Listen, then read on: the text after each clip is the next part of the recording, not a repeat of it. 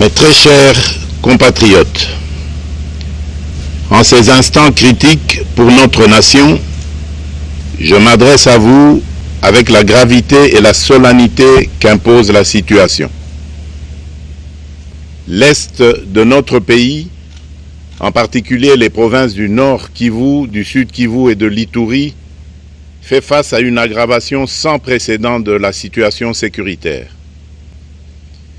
Les forces de défense du Rwanda, en soutien de leurs marionnettes du M23, poursuivent leur entreprise terroriste sur notre territoire, semant la terreur et la désolation parmi nos populations.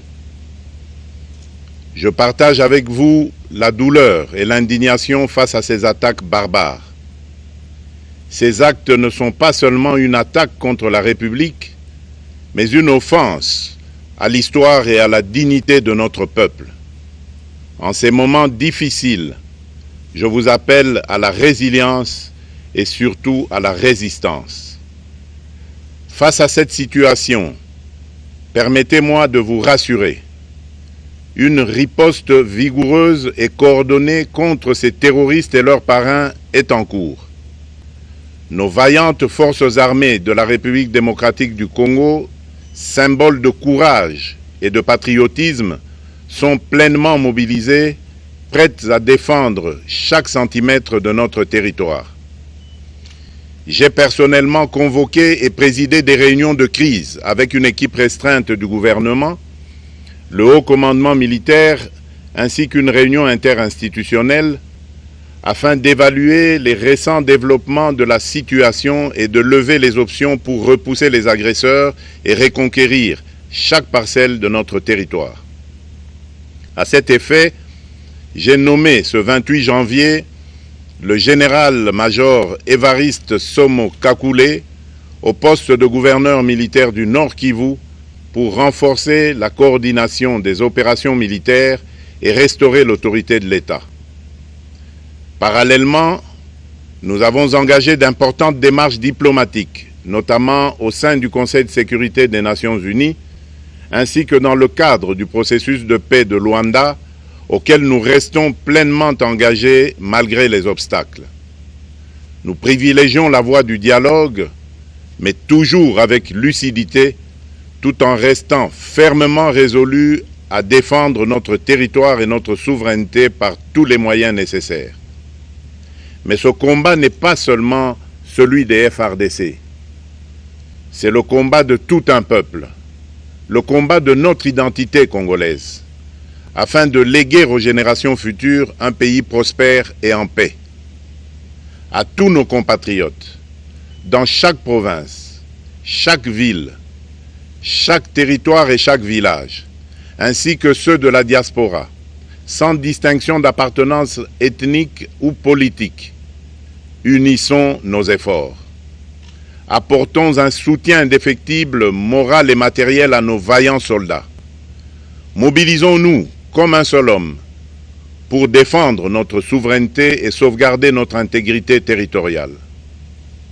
Je suis pleinement conscient des souffrances de nos compatriotes qui fuient les hostilités.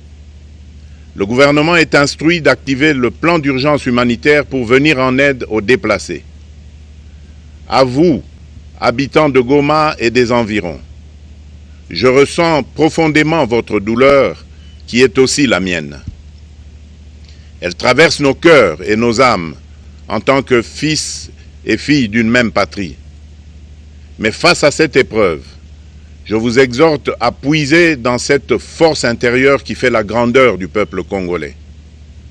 Résistez avec courage. Faites preuve de vigilance constante et gardez votre calme malgré l'adversité. Sachez que nous ne sommes pas restés inactifs.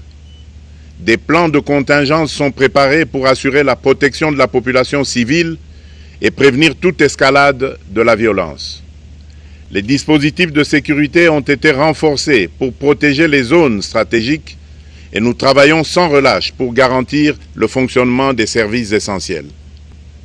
Je tiens à rendre un hommage solennel à tous ceux qui ont payé le prix ultime dans cette lutte pour notre dignité et notre souveraineté. J'ai une pensée pieuse pour le général-major Peter Chirimwami, gouverneur militaire du Nord Kivu, tombé les armes à la main. Je m'incline avec respect devant la mémoire de tous nos militaires et de tous les Wazalendo tombés sur le champ d'honneur.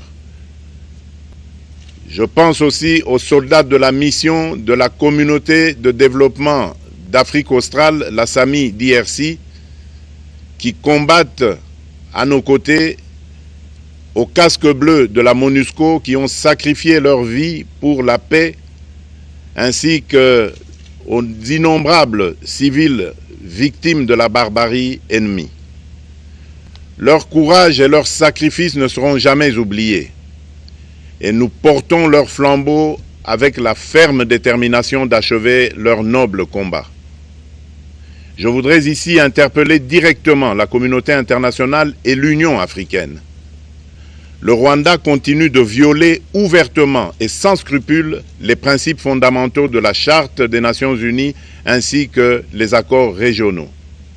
Pire, ces agissements se déroulent dans une impunité totale et ce, avec un mépris manifeste des règles internationales et des valeurs que ces institutions sont censées défendre. Cette attitude arrogante, qui ne cherche même plus à masquer ses forfaits, est une provocation inacceptable à l'égard de notre souveraineté et de la stabilité régionale.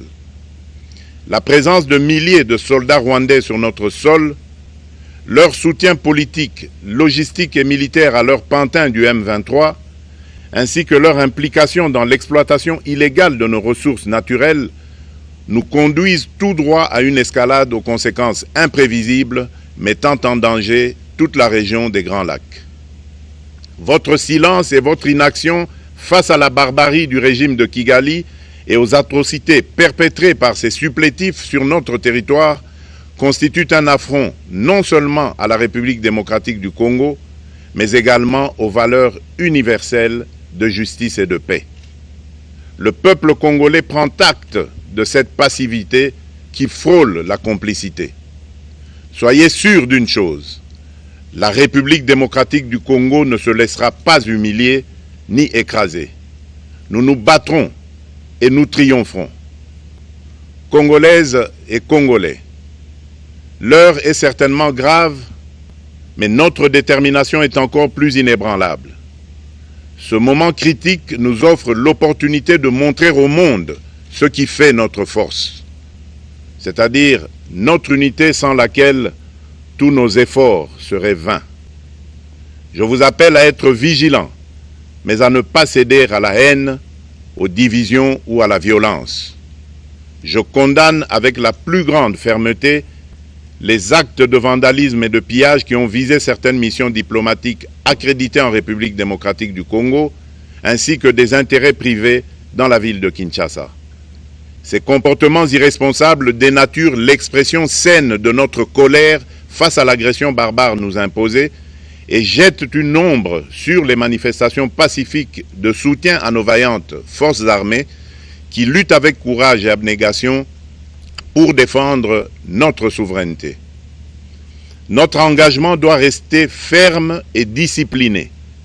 Nous gagnerons cette guerre par notre unité, notre courage et notre sens de responsabilité, et non par la violence aveugle et par l'anarchie.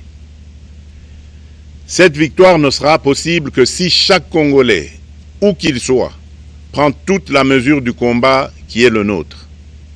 J'appelle donc la nation entière, hommes et femmes, jeunes et vieux, acteurs politiques, opérateurs économiques, membres de la société civile, confessions religieuses, artistes et sportifs à se mobiliser, à faire bloc derrière nos vaillantes forces armées et à contribuer chacun à son niveau à l'effort de guerre. J'ai instruit le gouvernement de mettre en place des mesures rigoureuses de réduction du train de vie des institutions et de leurs animateurs afin que les ressources ainsi économisées soient directement réorientées vers le soutien à nos forces armées. Dans cet effort national, j'en appelle également à la responsabilité du secteur privé qui est invité à contribuer activement à cette cause commune. Nos soldats se battent avec héroïsme pour la défense de notre intégrité territoriale et de notre souveraineté.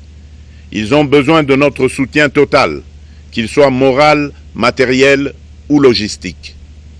À la jeunesse congolaise, pilier et espoir de notre nation, je vous exhorte à répondre massivement à l'appel de la patrie.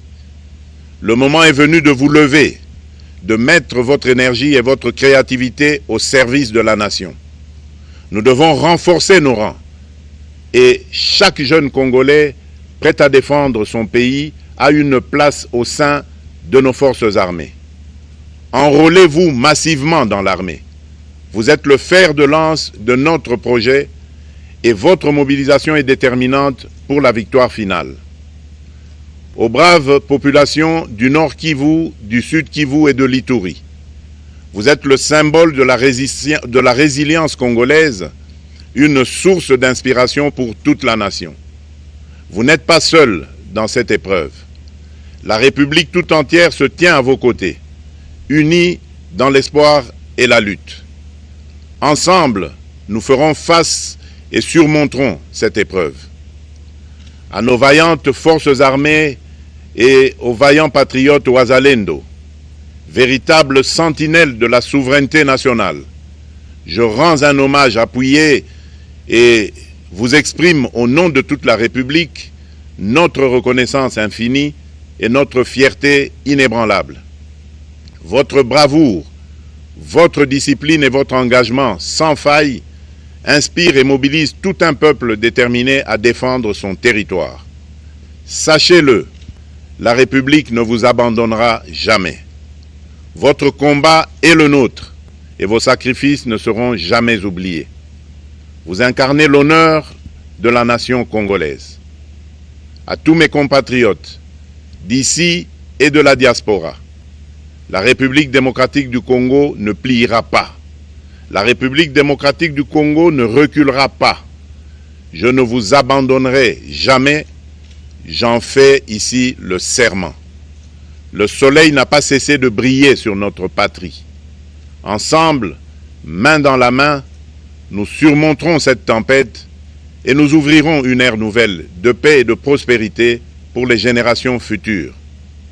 Que Dieu bénisse la République démocratique du Congo et son peuple. Je vous remercie.